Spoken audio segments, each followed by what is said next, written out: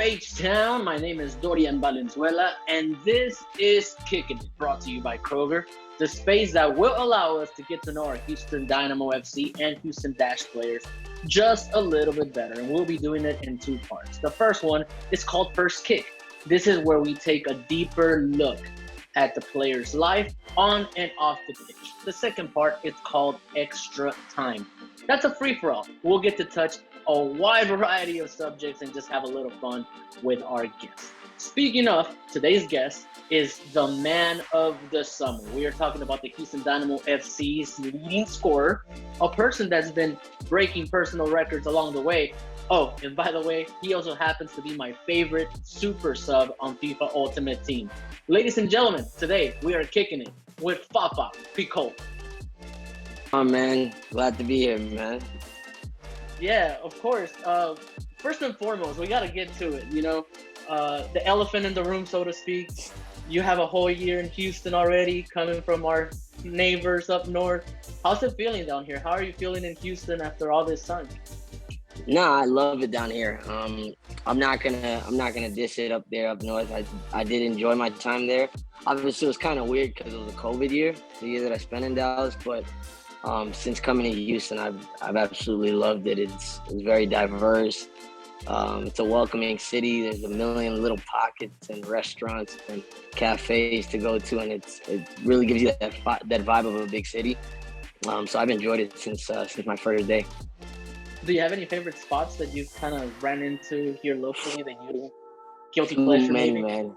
Too many. I'd say for Italian, it depends on the cuisine. It depends on what I'm going for. So I'd have to break that down in categories. So there's too many, but I can definitely say for each little pocket of the city, I have like my taco spot. I have my Italian spots. I have my Toulouse, my chill out lunch spots. I have coffee spots. So it really just depends on the day and what I'm doing and who's in town or if I'm going alone. But there's just so many. Nice. Well, this first part, as you know, is called First Kick. We just take a deeper dive into, who Fafa is. And the reason why I brought up, our neighbors and your year in Houston is because you've quickly become a fan favorite here in town. The fans love you. They see what you've given to the club, and they see the effort and everything that you put in when you put on that Dynamo jersey. So talk to me a little bit about that responsibility coming into a team that, was your rival last season, and now you're just embracing the culture, embracing the team, and the fans love you. No, I originally when I knew I was coming here from the Texas rival, my old team, I knew it might be a little bit complicating for, I guess, the old fans, and then maybe not so difficult on the new ones. But my last year wasn't ideal stat-wise. It was a strange year, I think, for a lot of athletes. So coming here, I don't think a lot of people knew what to expect from me.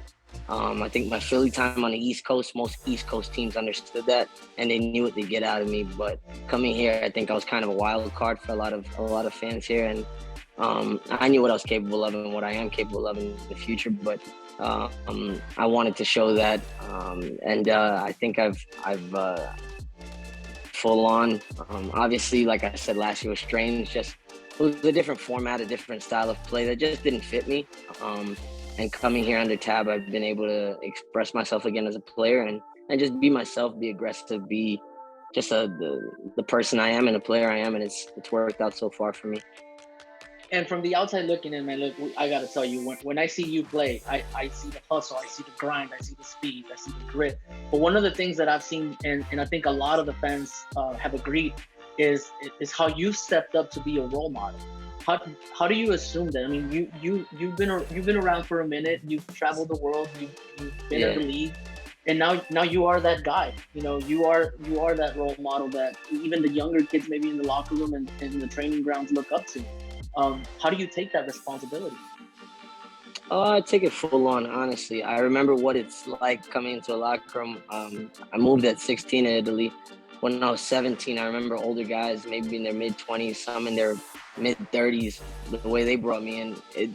Till now, I'm 30 now, and I remember the feeling of how they brought me in the right way and how helpful they were for me tactically, whether it was taking me back home because I didn't have a license or picking me up for practice or whatever it was, just small things, giving me tactical advice on where to move. I remember Diego Lopez spending 45 minutes extra in his day, and this is a guy that played, I don't know how many games for Uruguay as a captain, and then captained our team, and then Daniele Conti, Joaquin Larive, Andrea Costa, just a bunch of names that, guys that were already in the prime of their career. Watching how they brought me in, I've always wanted to do the same when I get to an older age. And it's not that I'm old. I still think I got 20 more years to play. but I'm at the point in my career where I'm seasoned. I've been around, and now I think it's the time that I can pass that on to some guys while I'm still enjoying my career, but also bring guys up the right way and allow them to see the beauty of this game. Because it's a hard career, but at the same time, you want to show them the beauty of it, knowing that they're already going to go through their own individual battles. As we transition into my final question of this first segment, Fafa, I got to ask you, if you could describe yourself in one word, not one sentence, one word, what would it be and why? Oof, one word. Unexplainable. Nice. Unexplainable. And the reason is just, I'm kind of all over the place. I'm a chill guy, but I can be aggressive. I'm funny but serious. I'm multicultural, but I'm also just cool with the most simple things that life has to bring. So just in all realms of life, I'm the two extremes. And I fit in everywhere. Whoever's around, I can get along with them or not get along with them, whatever the case. But I'm just cool with everything. So I just try to be myself, and I think that's within being myself. I can be a pretty complex person and not so easy to read. Once you actually start to try to get to know me, you realize I'm not easy to read. But once you really do know me, you realize I'm pretty mellow and I'm a cool person. So, if you saw me smiling the entire time you were talking, I'm going to steal that from you 100%. And I'm going to use that in my unexplainable. Unexplainable. That's probably that's a first date. That's a first date type of answer. Yeah, unexplainable. Right. The next time I get in trouble with my girlfriend, I'm going to say, hey, listen, I'm unexplainable. Babe, I'm just unexplainable. I can't use that on my girl. I'm going to have problems if I do, but good luck. I'll use that on mine, though. Thank you. No doubt, man. And on this last part, looking at everything that you've done on the field, I want to talk about a little bit of the projects that you're working on off the field, right? We see a music career brewing. Talk to me a little bit about that. So I started, I grew up singing in church, and playing the drums, but I didn't have as much time, obviously, as my career started to take off a bit, and I had to put more emphasis on it. I didn't have as much time, but I've always been surrounded by music.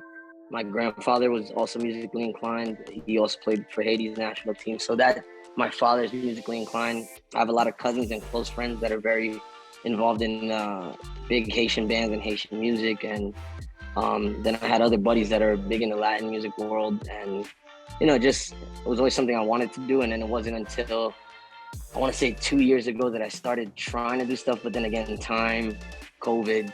But then last off season, I got together with a buddy of mine named Kenny Sucar. He's Peruvian, but Miami born and raised. And his brother, Tony Sucar, who won I think 2 Latin Grammys 2 years ago. It's a family I've known for years. My dad coached him. And he just heard my voice and he was like, yo, we got to do something, bro. So from there, we started doing Ojalá que llueva café from Juan Luis Guerra. We did a rendition, spin-off of that song. And then I got together with buddy John Mora back in Miami with a few reggaeton artists, Bad Boy, Cuban artist that's coming up. That's amazing. And a few other artists that we're still working on more projects with. And it's been great. That's like a great feeling to be in the studio. It's a very similar world to the sports world, but very different in its own way. The hours are different. The vibe is a little bit different. How you approach it can be similar because you want to have fun, but still be very professional. And you don't want to have too much of one and not enough of the other. So you got to find a balance. But it's a beautiful art, and I enjoy every moment that I can work on that craft. Everybody that's watching this episode and knows me and knows you and just heard you, I get you 100%. I come from a world of radio, and now I'm working in sports, and getting a chance to be on stage or being in the locker room with the team or being in the training grounds is very much the same. The level of passion is the same. The level of responsibility is the same. So I get that 100%. By the way, when you said Juan Luis Guerra, se me pone la piel chinita. Like I got chills. The legend. He's a goat. He's a goat. He's amazing. So my only follow-up to that, Fafa, is we have seen what the sport does to you on the field, and when you score, the smile, the genuine passion. How do you compare being on the field on game night versus in the studio grinding? So again, it's a similar feeling. For example, I'd say, like, let's say you make a play in the field, like it's just a pure instinctive play. You pull off a meg or you do a 360 that was the only solution to come off with. I think with every song, just like in every game, you have a blueprint. The coach gives you what you got to go do, what the team has to go do. Sometimes it's not executed properly by the team or whatever the case. Sometimes things go wrong, the ball bounces wrong. But then you also have moments where you kind of find ways of, just pulling up something individual, or 2-3 guys connect and make something special happen. I feel like that's the same with songs. When you put out the blueprint for a song, you want it to be this way and this way and that way. But then as you start to actually create it, you get into the bridge, you get into the chorus, and then you get into, each verse. You're seeing what your voice can do and what you can execute. And you're like, wait, let's do that again. Wait, this wasn't part of the plan, but my voice came out so nice doing this. Let's run that back. Let's try to do this a few times. Let's double on this voice. Let's do this. Let's try to sing this in a different pitch. And you start to improvise, and it just becomes a beautiful feeling. And I'd say those are that's when I find the most joy, is hearing something back that I didn't expect to do, and hearing my voice back in it and saying, wow, that's perfect. I didn't plan this, but we need that in the song, and it feels really good. Just fulfilling, so to speak. Yeah. 100%. So this next part, Fafa, is called Extra Time. This is just something that we're going to throw around, a little bit of this, a little bit of that. And I mentioned in my intro that you are my favorite super sub on FIFA Ultimate Team. Do you play FIFA? Man. Do you play FIFA? I love FIFA. I do. Oh, okay.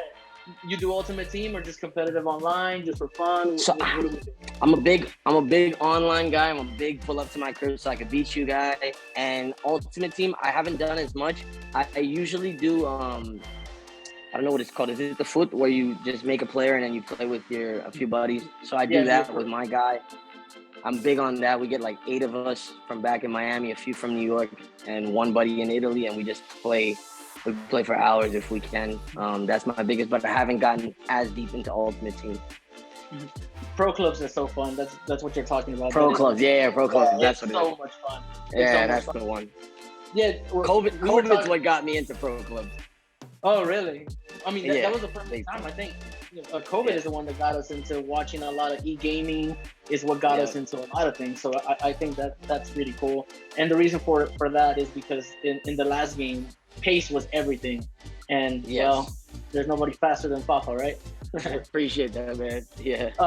Favorite foods? I've seen on your Instagram stories that, you're cooking. I mean, you could run that grill like no other. Talk to me a little bit about what you can do on the grill, and then a little bit about your favorite meals when you get to just kind of kick back and enjoy it. So grilling, man, I'd say especially coming here I bought a townhouse out here, and I was like, man, the techo, the rooftop is perfect to grill. I started getting obsessed. So I'm pretty much doing similar things that I would do in the oven, but mainly ribs, chicken, steak. I'm becoming really, really good at, but I do it with my own touch.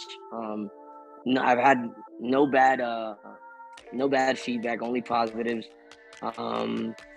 But mainly with the touch of a spice that I use. I make my own seasoning. It's a Haitian seasoning. You blend it up, and then it becomes like a sauce. And then I rub it, let it sit a little bit, either for some hours or maybe over a day, and then put it out on the grill the next day, depending. But since last year, COVID, I started something, cooking with quarantine athletes. So I would just post like a video of me cooking like once a week or every few days. And it was fun. It was just like a little hobby that I got used to doing, and now it's carried on to here, and enjoying cooking on the roof or sometimes in the kitchen. But I always have to have some type of pasta that comes with the 5 years in Italy, man. So I'm addicted to pasta. But in terms of foods in general, man, I eat everything. It depends on the day. Pasta, I have to eat plátano, plantain. Rice is a big part of my diet, and beans and typical Caribbean Latino food.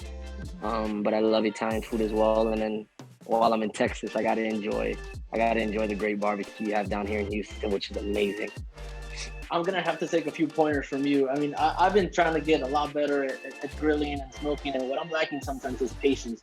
You know, especially with something like ribs or something like brisket. Yeah, it takes a lot of patience, and let the grill, let the smoke do its thing, and then let it do its thing, man. Let us do its thing. And the last thing, Fafa, Gazelle. Talk to me about the name, why. A lot of people have asked. Let them know. The nickname started when I was younger. I think it was one of the parents, it was a Colombian family. They said, he's running like a gazelle. And then it was back in Miami when we had just moved there from New York. And it stuck for a while, then it disappeared completely. And Fafa's already a nickname, so nobody called me Gazelle for a little bit. And then it popped back up when I moved to Italy. I was about 16, it started coming back up, and I was like, okay, they're saying it again. It comes from like this, I have like skinny, long legs for my body type. I have skinny and long legs. So I guess when I run and I'm quick and I'm fast, I'm moving, it looks like similar to the gazelle. And then I became obsessed with gazelles over the time. I know all the statistics on gazelles. Their success rate on a hunt, it's like 1 out of 20. 1 out of 20, they actually died. The other 19 out of 20, they survive there because they're so quick and they have a long endurance to get away from lions and all their predators, that they end up surviving. But people like to show gazelles getting killed on YouTube, but that's not how it always happens. So I just became obsessed, and the name stuck since Italy, and people continue to call me that, and it's grown on me to where I got a gazelle chain as well. So I love it.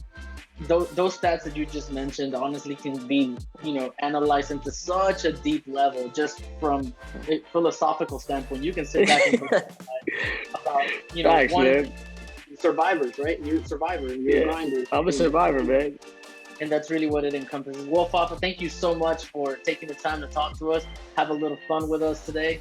And of course, we're looking forward to some more and more success from you, and congratulations on continuing to set records for yourself this season. I appreciate it big time, and it's been a pleasure. Thank you for having me today, man.